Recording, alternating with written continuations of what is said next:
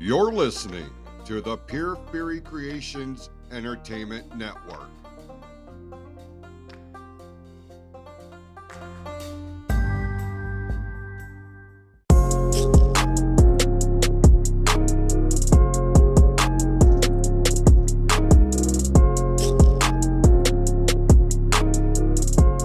Ladies and gentlemen, it is a beautiful spring day, and we're indoors. I'm Todd Gilbert. And I'm Brett Fortney, the Hitman. And we are hanging with the Hitman, but not outside. No, it's early yet. It's early. We're doing this pretty early. We should have like before a 10 summer o'clock. a summer episode. I mean, if I had a window that you could look out, because I had this window that's like painted over, like, I don't know what, prison style. I don't know. There's no people. You can't look in. You can't look out. It don't, whatever. But I'm pretty sure, I think I see some sunlight out there. I think there's sunlight. I mean, that's what I've happens been when up you around. There's sunlight. That's what happens when you record in a basement. You know, But- it's quiet. It's quiet. It's peaceful. It's quiet. But don't We fear, need that. folks. I mean, Brett's in the basement by choice. He's not like chained in the basement, you know, like you see in those scary movies. He's there because he wants to be. A lot of people don't understand basement living either, because, you know, like my wife Laura, she used to, you know, when she lived at home, she had her room in the basement, and that's where she stayed. And so because of that, though, because being just probably like a wet dripping sounds in the corner kind of a basement, now she hates basements. So good for me, right? Because now Right? whatever house we ever have, if we have a basement, it's mine. And so this is like a whole other house pretty much down here.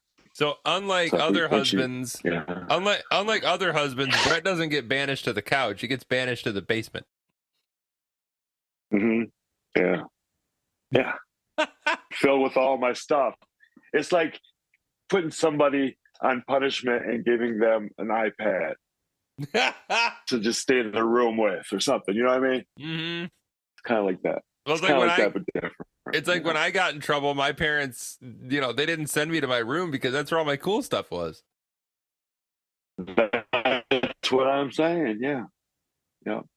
Mhm. So, man, I never really wanted to go out of my room, but anyway, so yeah, we go ahead. lots going on this last week.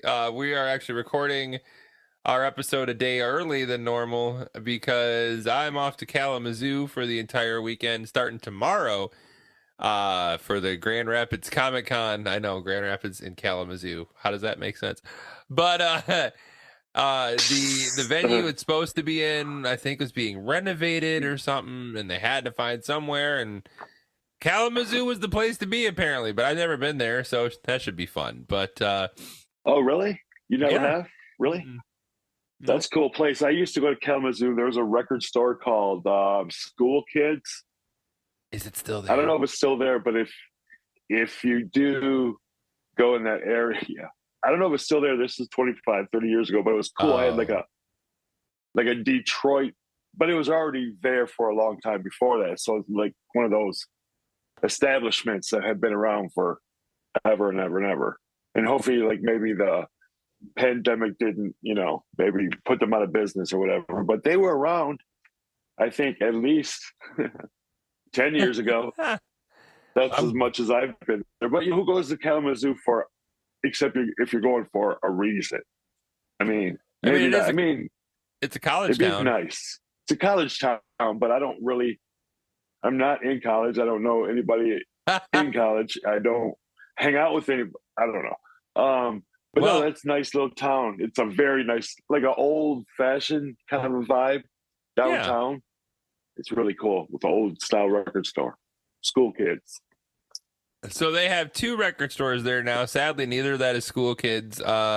Satellite Records and Green Light Music and Video. But both of them open at 11 and close at 7. I'll be at the convention those entire times. So it's probably a blessing in disguise that I can't go. It is. It really, really is.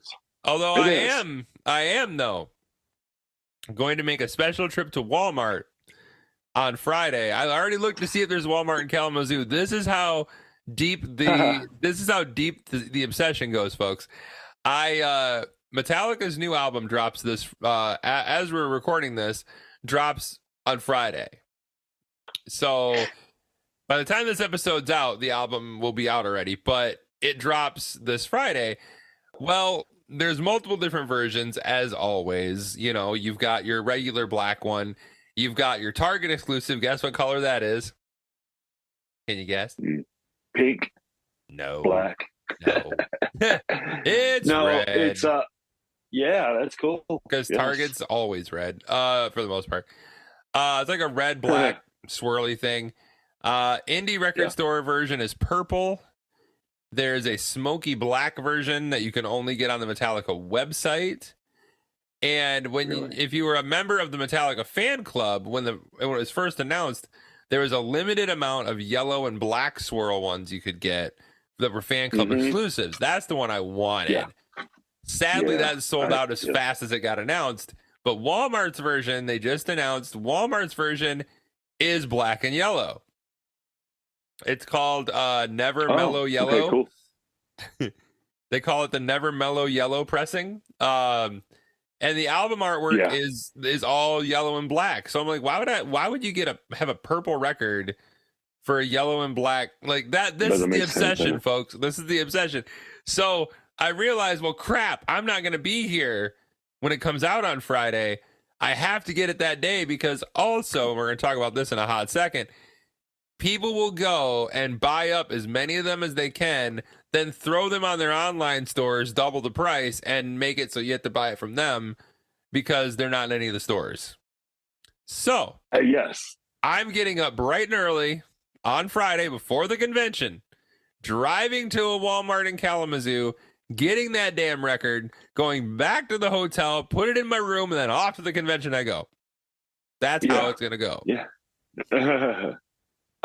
You could always wait till you got back home. It's probably still be there, but maybe not. Because of those Walmart shoppers. They're almost like the Walking Dead of Walmart. We've talked about that on previous shows about those people that I call what they really are. Call them what they are. They are scalpers. They're scalpers. They're scalping something just like you do with tickets. Yeah. But what I was going to tell you about that was that go ahead. I'm sorry. No, you're fine. I'll just clear my throat. That whole exclusive thing I find funny sometimes because I look at things like people that missed opportunities. Like if the White Album was coming out again and it wasn't on white vinyl kind of thing, there's so many things that I've seen like that. Like, what color is the pink? Was her album pink, her latest album that you got? Did the you singer get the pink? Or no, you got... You talking about pink, like the singer pink? Yeah. Yep, it's pink. Yep. Yes, yeah. Her album is pink, the one you just got? I think so. Hold on. Keep talking. Hold on. I think it is. See, that's what I'm saying. I mean, unless the song, there must be, maybe the color theme of the album artwork or whatever sometimes matters too, so you never really know. No, I think I'm pretty sure it's pink. I'm busting out the record to see for those of you that aren't watching on video. Yep, it's a neon pink. That's cool. Okay, I'm gonna show off what I just got. I'll show you. I love Pink. She's so great. Oh, I really do too. Okay, with Pink and Miley's new album out, which one do you like better?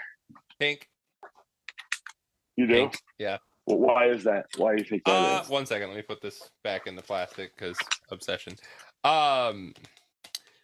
Also, if you don't have plastic sleeves for your records, what are you doing? I always keep them in plastic. Yeah, like that. Yeah. Plastic.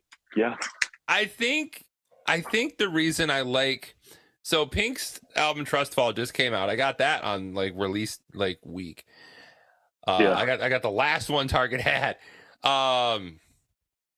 But like Pink's, there's a lot more soulful stuff on Pink's album, and I'm a sucker for that stuff, man. I love how soulful her voice is, and the songwriting is just great. Not that Miley's isn't.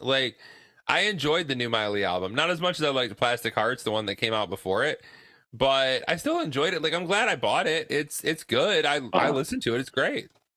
But if I gun to my head, if I had to pick, I'd take the pink one over Miley's new one.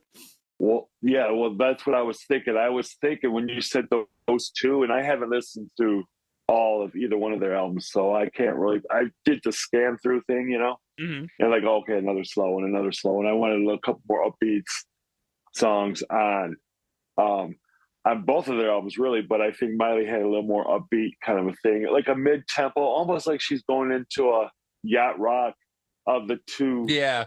or the new millennium or something. I don't know, but I like Flowers is great. I like Flowers, but I feel like Pink has more soul. Not soul. You can hear more of her actual what she's feeling, and it's coming through to me more believable or something. There's more emotion. More emotion in her voice. Maybe I don't know. I agree with that. I think. Yeah. Yeah, I think so. I agree with that. It's very. She's a very soulful singer, and that's something I've always loved about her stuff. Before you go to the other thing, I'm going to do this thing here because I wanted to talk to you about this too, because we've talked about this kind of a thing before. So a couple of days ago, me and the wife were at Target, and every once in a while, Target puts things on clearance for strange like I don't understand why an album that just came out at the end of last year, like October, November-ish, is already on a clearance, and it's a very well-known artist, and I'll show it to you in a minute, and you know it is. But anyway, so I'm just looking through stuff. I'm like, oh wow, they have the latest Prince album on clearance for $14. Wow, okay, that's cool. I got that already. I don't want that. But a few months earlier, when this thing I'm going to show you came out, I was like, I really want that, but I don't want to spend that much money because it's no really different than anything else that's out there for greatest hits. It's the greatest hits. And there's two versions of it that I knew of at the store at Target. And I don't know if Target, that was exclusive, but there was one that was $52 that was black vinyl. And then there's one that was $59 that was a colored vinyl. So I'm just looking through the store or whatever, and I see this on clearance. And it's half off, which makes it $30 instead of $60. But it is the colored vinyl, and it's this Eminem's Greatest Hits Volume 2. Yeah. And I know a lot of people are fans of his earlier work, but he has some pretty good stuff. When he had Rap God, where he's speed rapping and all that kind of stuff, that's on here. Those kind of songs. The one with Rihanna, the Love the Way You Lie is on here. Yeah. But look at the vinyl on this. I just want to wrap it up and show you the colored vinyl on this one. This one's cool. I don't really know what you'd call this color, like orange or something. I know for those people that are only listening, I'm pulling out a record to show them a color. And it is like a oh, that's cool. Like an orange green color kind of a thing. It kind of reminds me of like the orange like candy suckers that we used to get as kids, the Dum Dums or whatever they were called. And another thing, just to be done with this after this, is that this is what I'm talking about when you have albums coming out. There's a lot of like detail in both sides, of the label itself. The record has inside it, it doesn't have a booklet, but it has all the songs and the words to all the songs and that kind of stuff that's inside awesome. there. And a gatefold and all this stuff. That's the kind of stuff that you could tell that people who really still want to put out good product, as far as, not just the music, but the whole product as a whole package. I love that when people think about that stuff when they're bringing stuff out like that. I love that. Metallica made a video not too long ago of a contest winner that got to tour their new vinyl pressing plant. Yes. Well, it's not new, but they bought the plant that presses all their stuff. And they showed the layout of what the new record looks like packaging wise. And it's the same way. It's super intricate, really cool stuff inside. There's a booklet. There's the design is neat. There's all these cutouts and stuff. And you were saying, I love artists that it's not just, all right, here's the CD, whatever. That's why I get records. Like, I love the physical like the whole physical thing, the taking it out of the plastic, opening it up to see what's inside, reading the record, the lyrics that you're That's listening, like it's a whole experience from my childhood that it, like it, I still love, you know? it is because I feel like if I think about it, I just like had an epiphany or some kind of light bulb over here or something that when I was a child, you know, I had a bunch of 45s when I was a kid. And I just played them on my record player, just little 45s, you know, there's no fancy nothing. Usually they're just paper sleeves, no picture on the cover of sleeves or whatever. And then around 1975, Elton John's Captain Fantastic and the Brown Bear Cowboy album came out. And I literally tell you that it changed my life as far as like what albums did for me, as far as like putting an album on and just like being all looking at the album cover for hours and hours because there's so much going on there. And then the book, there's a booklet, there's a poster, there's a lyric sheet, there's a comic book.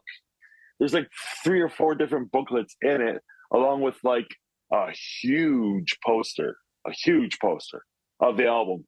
And if you want to go like, oh, like put that on the floor and just like stare at it, you'll look at it and try and see different things like constantly for days. But that's what I'm talking about. That was my experience. And that's after that, that's the way I looked at, that's how I should listen to music. You know what I mean? So it changed. It went from me being a little kid listening to 45s to getting this album and saying like, wow, this is a whole new thing for me. This is literally a whole new world. I'm not gonna. Don't do I'm not it. gonna. But it is Don't a do whole it. new world. It's a whole new. No, nope. Copyright laws. A whole new world. There, we can't get scared. We can't get, you know, flagged for that. That wasn't even how it goes. So, a whole new. but no, there's lots of artists. Just change the key and it'll be okay. Right. There's other artists that do that too. Like, when Steve Perry had his new album come out, what was it like 2-3 years ago now? Yeah. The album cover is so detailed and there's so much stuff in it that you could like still see like a year later, like, oh, I didn't know that was in there. Like, I love that kind of stuff, man. I think, and I just want to say that for sure. What I just want to say is like, I'm not naive to think that, you know, that Elton John sat down and drew all this and but it's the whole package of you know, it's the whole package. He did his part, the art department did their part, you know, all that stuff. It all came together as one of the greatest albums ever, in my opinion, just because of everything that was involved in making it. And the music. Someone Saved My Life Tonight was on that album. That's my favorite Elton John song, by the way. Someone Saved My Life Tonight is my favorite Elton John song. I'm putting that one out there. That song is so good. Man, that's, you know, thinking back on his discography, man, like that one's up there, dude. That one's my favorite. Has always been Goodbye Yellow Brick Road.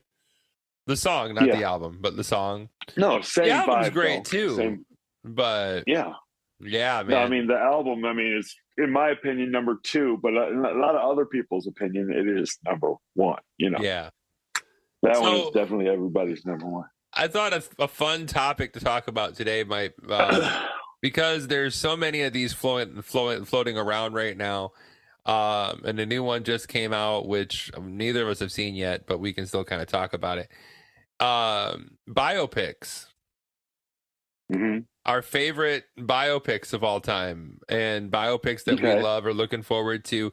For those of you who don't know, a biopic is a film that is a dramatic recreation of the life story of whoever that movie's about, like a real person. So like a movie about, you know, Jim Morrison, Ray Charles, right. Those are biopics. So it's a real life person, usually a musician, with what I end up watching. And it's the story of their life. Yeah.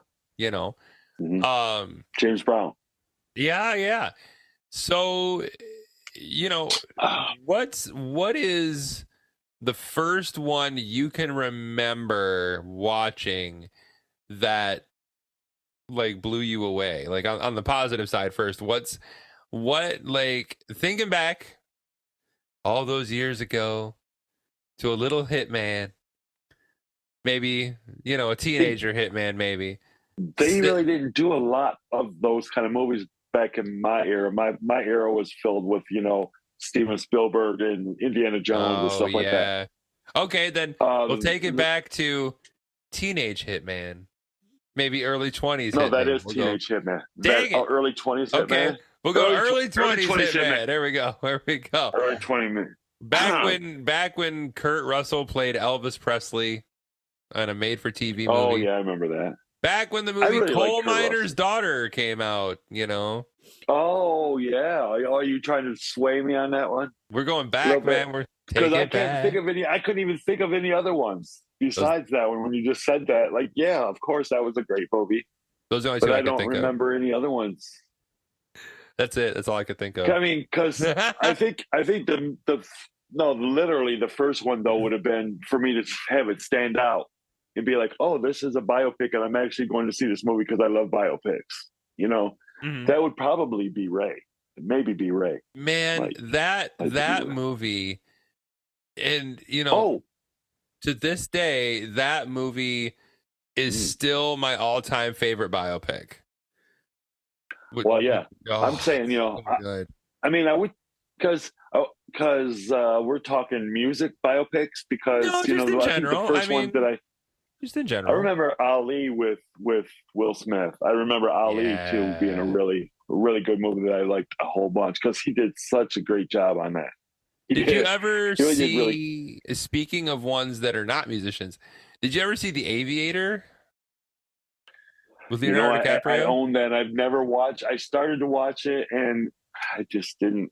I didn't think I was going to get into it. I really want to try it again because I do have the DVD or Blu-ray or whatever. I do have it. I don't. Yeah. It's a Steven Spielberg movie. It's like I almost have to watch it. Right. You know, I mean, how many bad movies has Steven Spielberg made? Go ahead. I'll list them. I'll wait. I know one. I mean, I do know one. 1941. Oh, with John Belushi. I forgot about that movie. That would probably be his stinker or whatever you would call that. And you know, it had all good intentions. I don't understand. Sometimes I don't know what happens. Sometimes you think maybe that's not the greatest script. Maybe we shouldn't think about doing this. But then you got John Belushi, who's going to carry through any movie you got. Hopefully, people got to pay rent, man. Maybe not. People got to pay rent, man. I understand. It better be so. That's what I'm saying. We're going to spend our hard-earned money on something. You know, like when we were talking about the last episode, where I think Air would be a good thing for us to go see. Don't you think? I agree. The new one about the Nike Air thing. Mm-hmm. That'd be a really good one. But my favorite of all time, gosh, you say that Ray is yours. I would say that Ray is probably mine too. Although I'd have to have a little minute. You know what I actually do like though? I also like, and I talked about this with you a lot, the Tupac Resurrection that MTV put out, not the movie. That's not really a biopic though. That's a documentary. No. It's a documentary, but it was shown in theaters. It wasn't like only on MTV kind of thing. But a biopic is an actor playing the person. No, I know. No, and I know that. But I totally understand. I get the difference. But I'm just saying, I like these kind of things too, because that was very well put together. I like anything that's a bio anything. I just want it to be put together well. And I don't, you know how I don't like time jumpers, because there was a time discrepancy in the Queen movie where they're talking about one thing with the album behind them that wasn't even out yet when they should have been talking about that. That's just things that I see. You know, like when they were doing their, get it. Like when they were doing their first tour, and they were doing Fat Bottom Girls and the thing, and you're like, that wasn't even out yet. Like that was probably not even for another 6 years or so. You know what I mean? 5, 6 years. So that's the kind of stuff that bugs me, and I wish that people were more not as non-caring about that stuff, because fans are looking for that stuff, and I'm not looking to break down a movie. I'm just looking that they got it right. That's all. You know what I mean? And that's why I'm hoping that this Michael Jackson biopic that's getting ready to do something, I hope that comes off pretty good. I mean, the people that are involved seem to be good people. Yeah. But I don't know, the combination of all those people together might not, because there's a couple people in there kind of greasy. I don't know if we've talked about it, and I think we mentioned it in a previous episode, but like Antoine, how do you say it? Fuqua? Yeah, like Training Day is one of my favorite movies of all time. And if the director of one of my favorite movies of all time is taking this on and saying like, no, we're not hiding anything, we're not glossing it, we're doing the whole thing, like it has the potential to be great, but what makes me scared is that the estate is involved. And that's what I'm talking about. That worries me just because I'm afraid he's going to try to go into things that are controversial, not in a sense of like having an agenda or presenting one side, but just diving into that part in Michael's life, and somebody in the estate's not going to like it and they're not going to let him do it. And like, for it to be an accurate film and to really understand the kind of person he was, you have to include all the ugly stuff too. You have to. You do. I mean, look at, and again, that's why Ray was so good, is because they didn't shy away from a single thing. And Ray Charles was there for the making of it. He approved everything. And he's like, no, this was my life. This is what made me into who I am. Like, you know, you have, I mean, they went over his drug addiction really hardcore, his infidelities, and, you know, all that stuff. And by the end of the film, you really feel like you know him. You know what I mean? And like that is important, I think. I think that's true. And just like the James Brown movie, where they show him right at the beginning of the movie getting chased by the police, you know, it's like they went there with him too. Probably not as deep into what they could have, but they did talk about his freaking out because he was on PCP.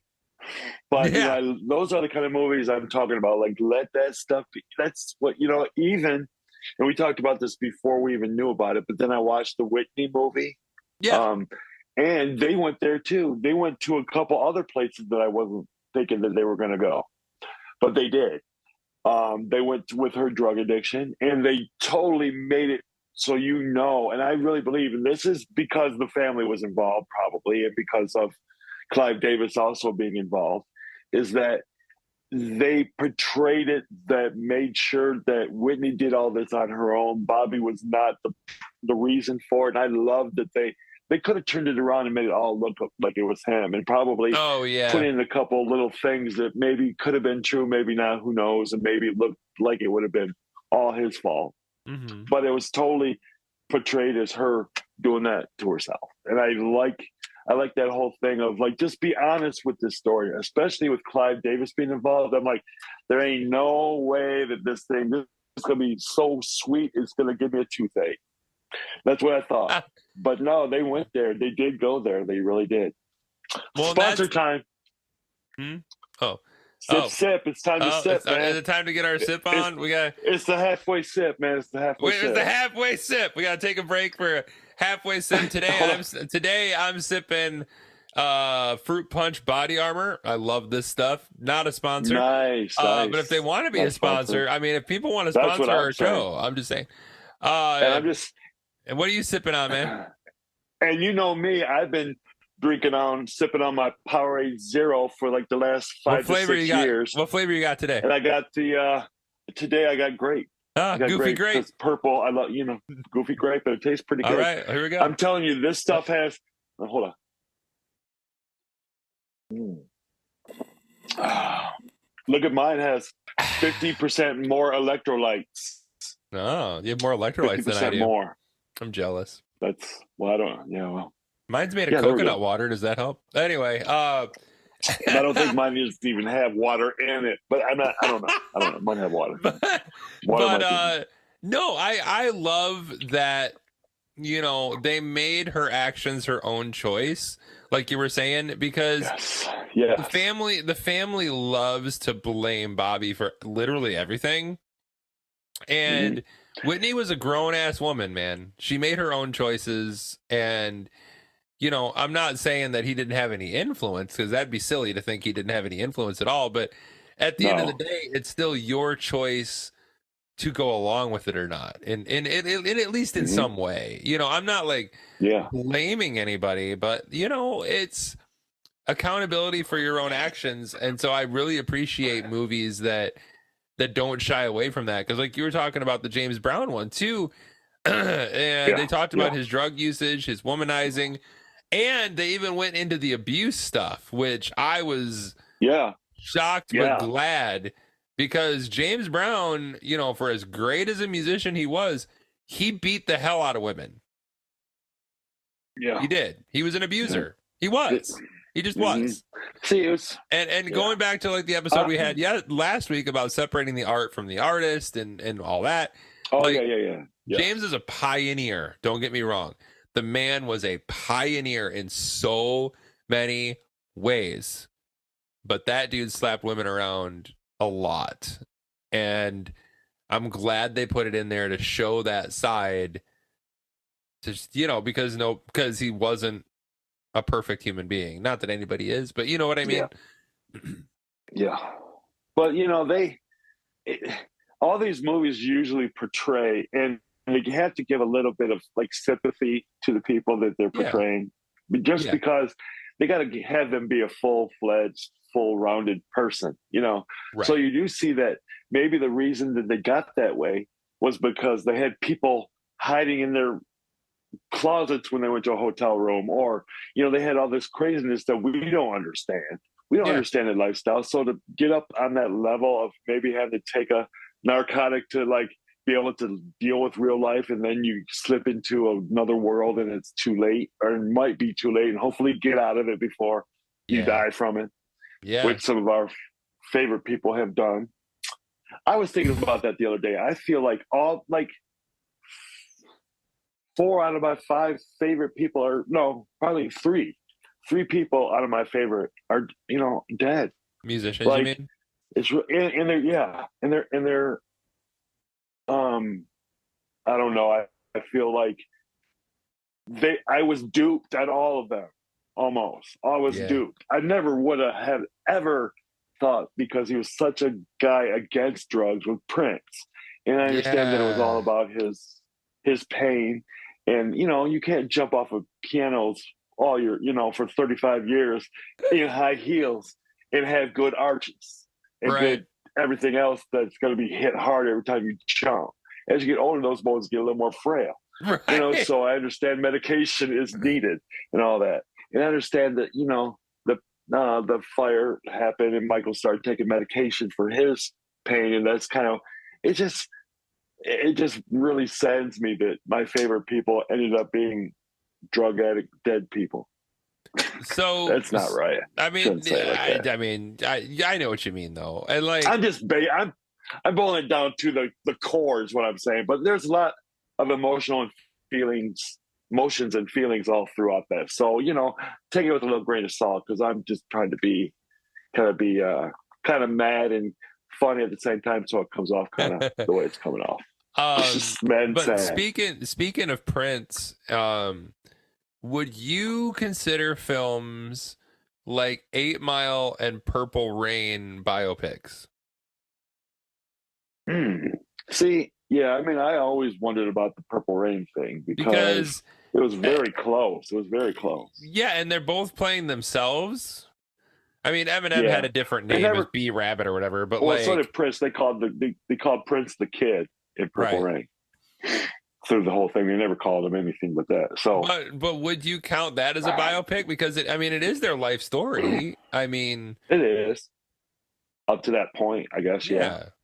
I don't really know like Eminem's story, but he says enough of it in his songs. I feel like because I did buy that thing yesterday, whatever. But I was listening to those songs, and there's a couple of them on it. There's one that he has with Beyonce, and something about walking on water or something. It's just it's Beyonce's. It's beautiful song, and and it's him talking about like people coming after him and the pressures of all that, and that's right there into a song makes me kind of think that maybe that we just don't know these rock stars' lifestyles, and maybe that's why we just can't relate to it. They have a lot of yes people. They don't. They have way more yes people than they have no people. The no people can't get through the yes people to get to them. You know, so That's how Michael Jackson died. you know, His yes people. that's what I'm talking about. That's what I'm talking about. Yeah. And to wrap up that whole movie thing, that's what I was talking about. There's a little bit of grease in this thing that I feel like it's, you know, kind of like when they bring out re-releases and stuff. It's really cool that they remix, remaster, but somebody's gonna make some more money off of it, you know. Yeah. And there's a guy named John Branca who has been around for years. He's part of Michael's, I don't know, he's part of the record label maybe.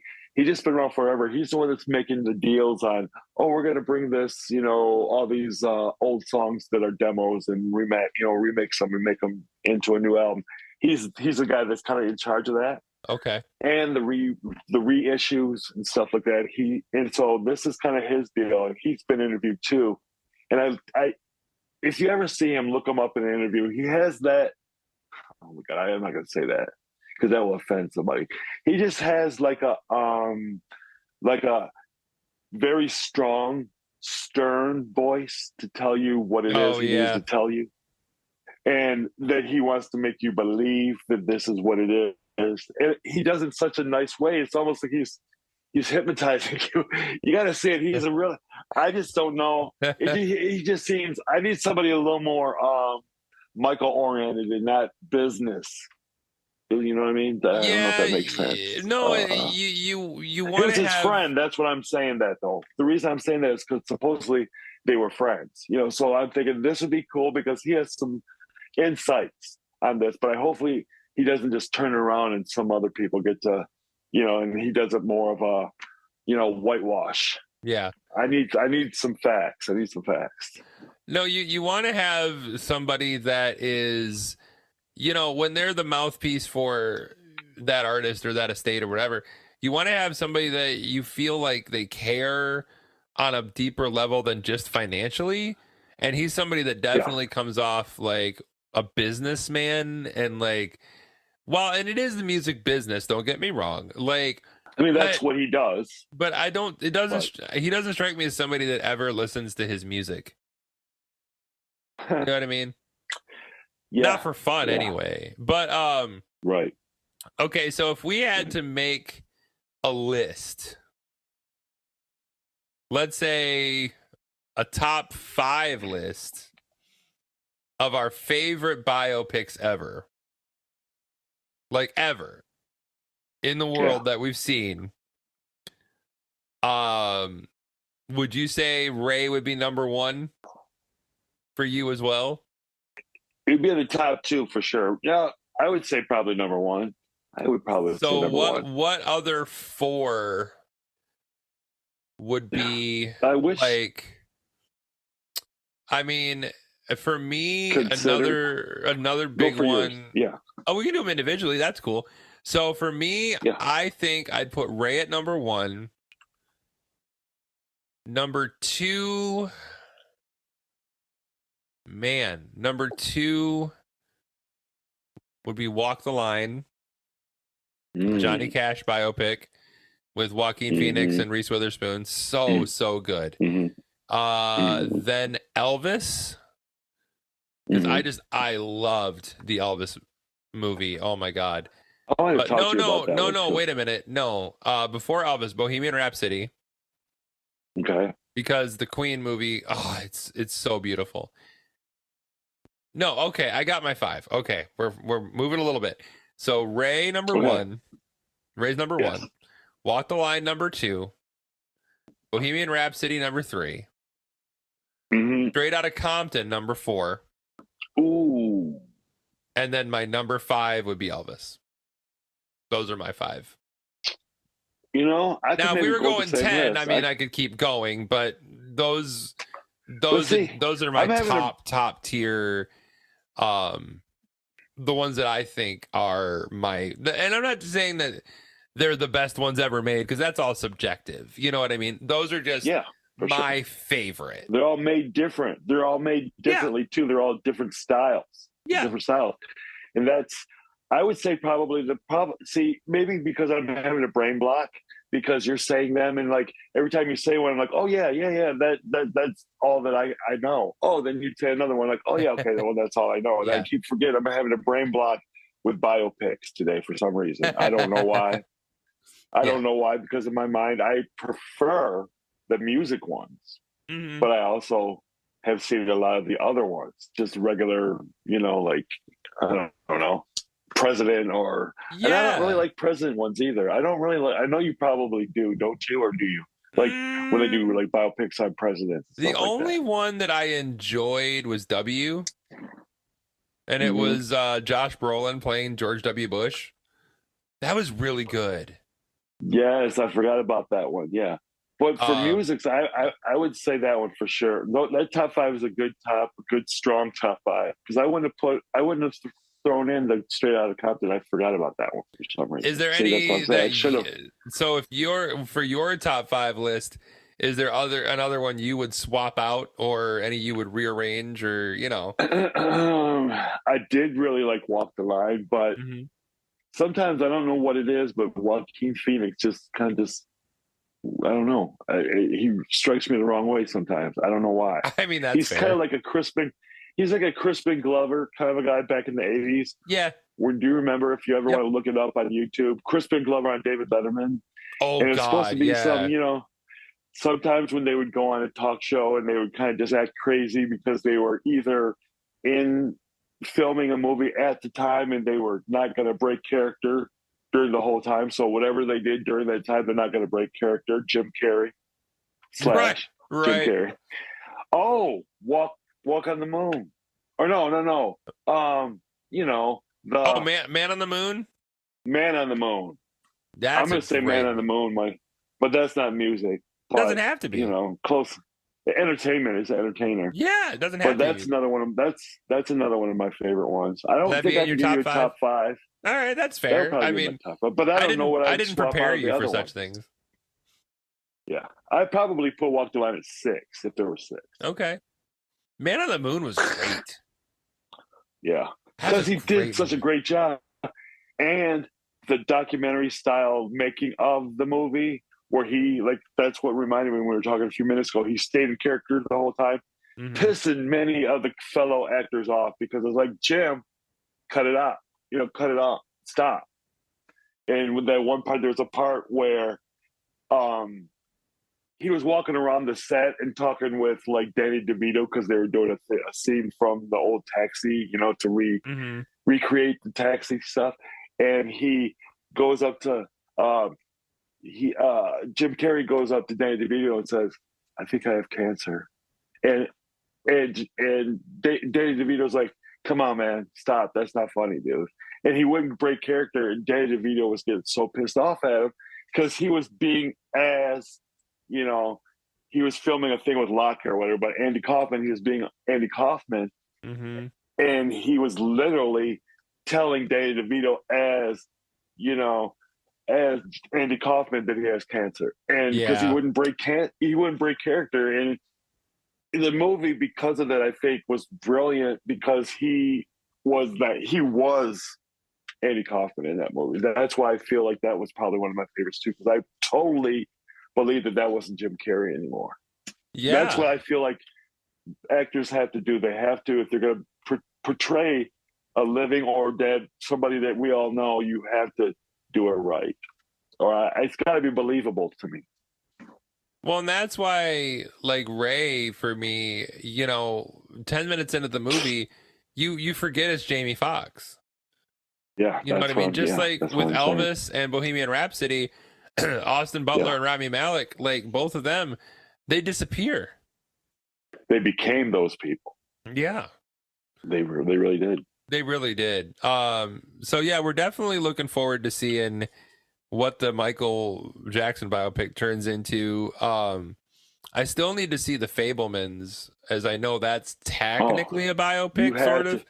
Yeah. Because it's based on Steven Spielberg's life in relationship with his mother. And we definitely need to go see Air. Really good. Yes.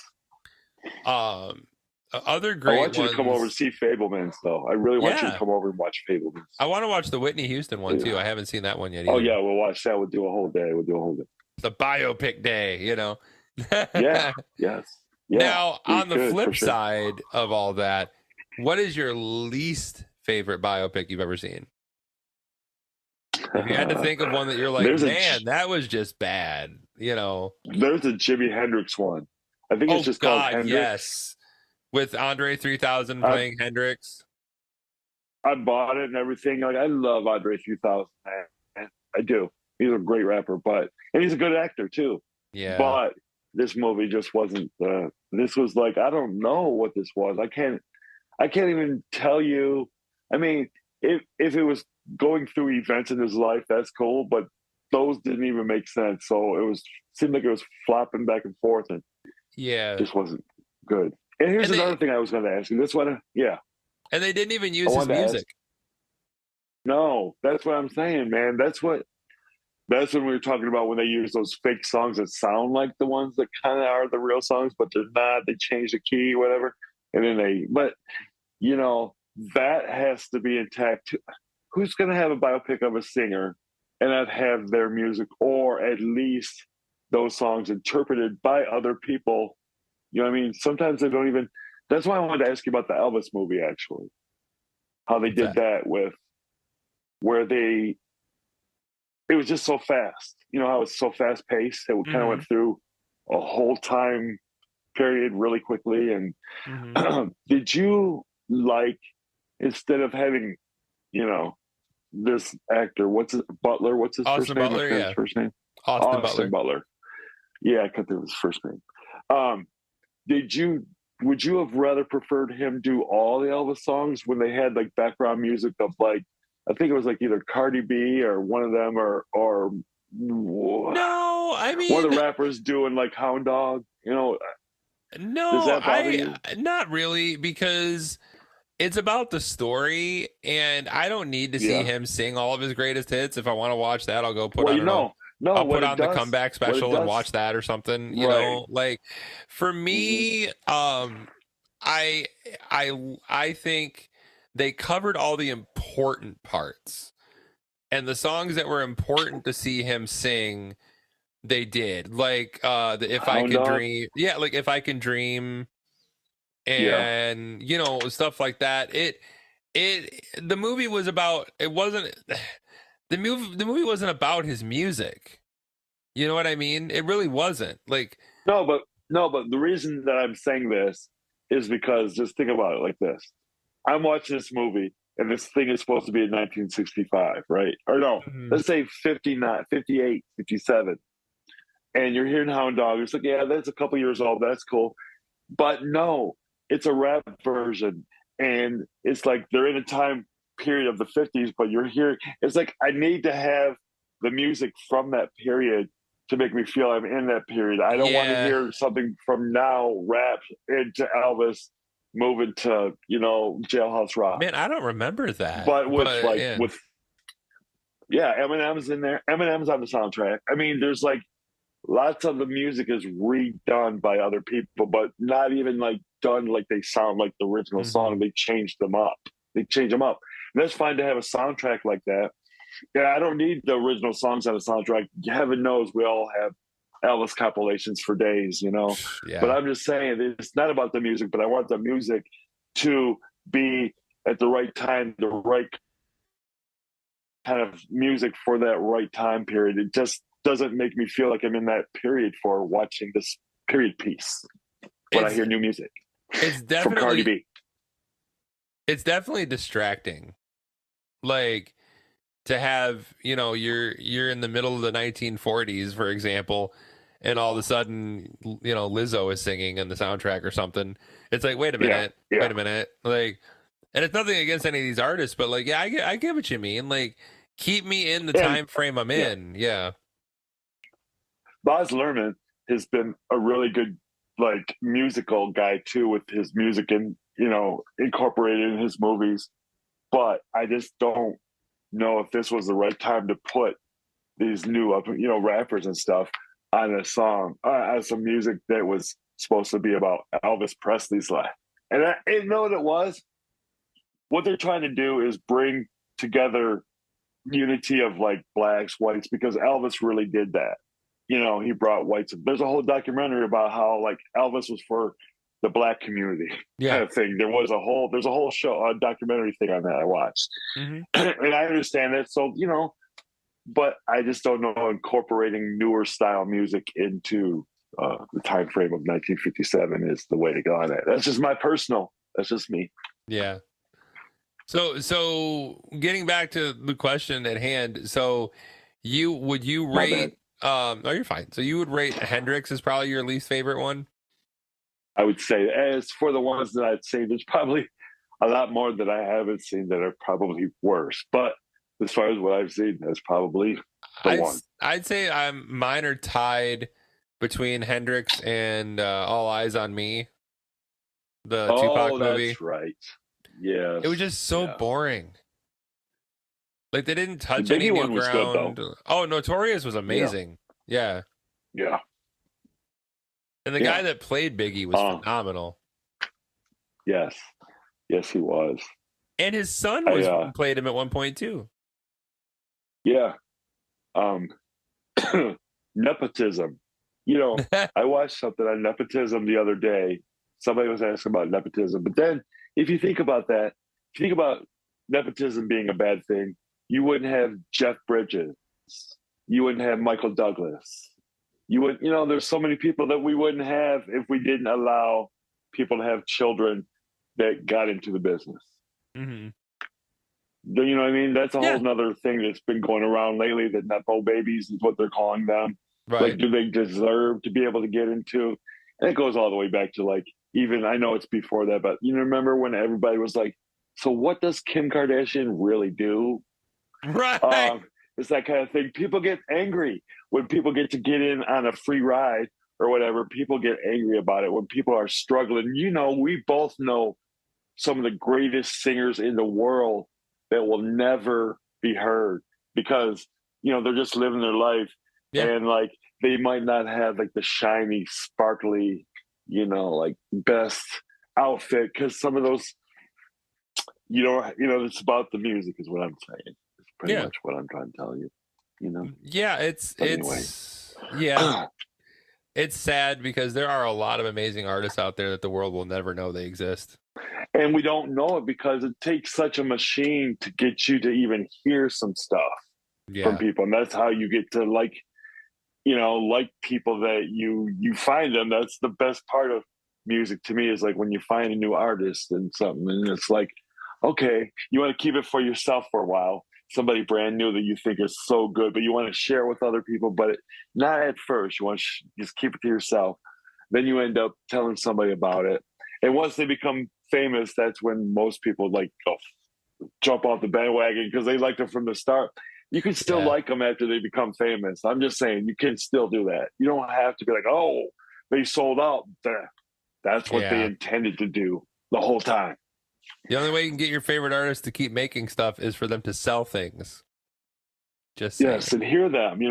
Listen to them. Go on like one of those on your Spotify and Apple Music. They all have them. Or just like they'll give you some new music they're suggesting because you're listening. Yeah, they do a little bit of profiling on you and stuff and know that you like certain kinds of music. But in this way, it is a good thing. It's a good thing because they can give you stuff that you might enjoy. And that's where I found so many different acts, like, groups and stuff that I really enjoy. Yeah. Well, we kind of fell off the rails here, but yeah, let us know what some of your favorite biopics are, maybe there's ones that we didn't even mention. I'm thinking in my head that there's a few. Think of them. Yeah. Like, Rocket Man, for example, we didn't mention, but but I'm kind of like, I liked it, but at the same time, it didn't feel like a biopic to me in some ways. John? Yeah, like, Rocket Man? Yeah, like, that's what I'm talking about. It felt like just a musical using his music to, like, I know they were telling his life story with it, but like, and it was different. It was different, and it was good. It's a good movie, but as a biopic, I feel like it was a Broadway. Yeah, I feel like it was a Broadway play that was filmed as a movie. kind of. Yeah. It has like a Broadway vibe to it where they, whenever people start breaking out and dancing in the streets, literally and figuratively, but when they're out there, they're dancing in the streets, a la Martha Reeves, West Side Story, Martha Reeves, but I'm saying like West Side Story, like musicals where they break out in the middle of the street, start dancing, and I want to. I'm not even gonna sing that song, but that song is famous in West Side Story about being in America. But anyway, they start breaking out dancing in the streets. So that's been around forever. But that's another thing I was going to mention. I think maybe I did. If we had a stenographer, we could run it back. But I think I did mention something about that Elton John one that I did. I like it, but it's not like a biopic to me. It's just not. It's another one that flops around back and forth, and that's cool. But you can also say that you can't sing one song in 1972 that you didn't even have out until like 1986. Yeah, that was weird. That's all.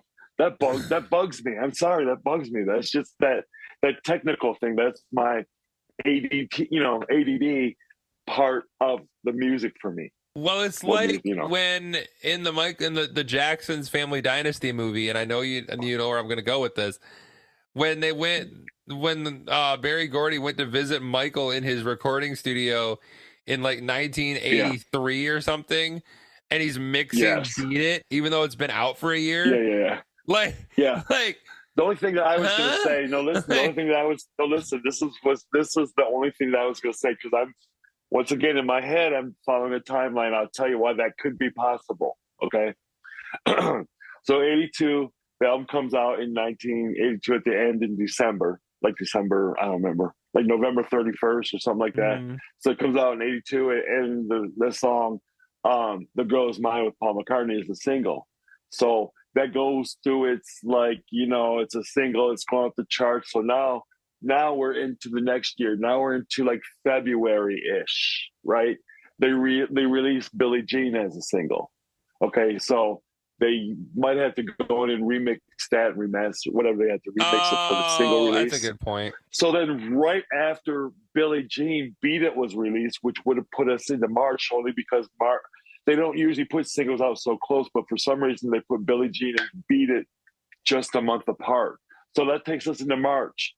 That special that Motown had out was in March of 1983. So he could have been in the studio remixing for single release or something, because they did that a lot where they remixed. Yeah, that would be the only reason, and that probably isn't even the reason, but I'm just in my head saying they could be so smart that we're on the same level. We both know that he could be in the recording that remixing that song. So yeah, I thought about that. I'm telling you, through every part of that movie I was analyzing every little thing. So I'm telling you, that was my theory. That's the only possible reason. That makes sense. And it's a stupid reason. It's not even a big part of the movie or anything. Right. It's just one of those technical things, like I said, with the Queen movie having an album out, not even out yet, but they're promoting it. And, it just didn't make sense. So I don't like stuff like that. I don't like stuff. I tell you that every time you watch a movie, stuff like that pops up. I'm like, see, that's why I don't like it. That's why I don't like that when they don't do. So hit us in the comment section. What are some of your favorite biopics? What are movies that you love based on real life people? And it doesn't have to be musicians. It can, be the Steve Jobs biopic or The Social Network or J. Edgar or Black Mass or there's so many great ones. Let us know what your favorites are. And next week, I think we're going to review the new Metallica record because, it drops on Friday. So by the time we go to record the following week, we'll both been able to listen to the whole record a couple times. I'm really excited about it. Hope it's good. Please be good. Please be good. Right. The songs I've heard are great. And they're doing Jimmy Kimmel all week long. That's right. Yeah. Monday night, they did Lux Eterna Monday night, the first single, and it was great. So here's hoping that the album's awesome. They're doing it this week. They're doing Jimmy Kimmel this week, so they've already done it twice. Yep. I had to go back and look at because I watched Jimmy Fallon instead. Jimmy Kimmel. They come out at the same time, and I forgot that I would have done it the other way around. Right. So yeah, I'll go back and look at that. we will be back next week with our review, our in-depth review of the new Metallica album, 72 Seasons. Plus, I'm sure we'll talk about other fun stuff because it's just kind of what we do. So until next time, right? So until next time, I am Todd Gilbert. And I am Brett Forty, the Hitman. And we will see you all on the flip side. Toodles.